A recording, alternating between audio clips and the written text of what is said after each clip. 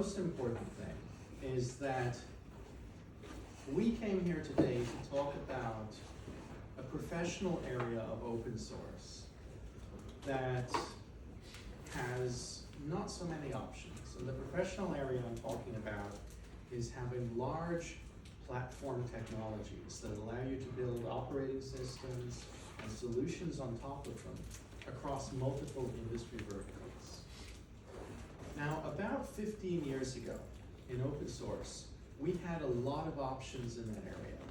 Lots of different distributions and little communities springing up. Almost none of them survived. There was not enough scale.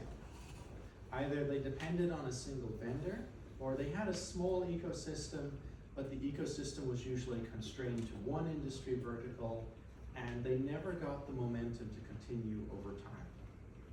So in the modern market, we only have a handful of complete operating system platforms available.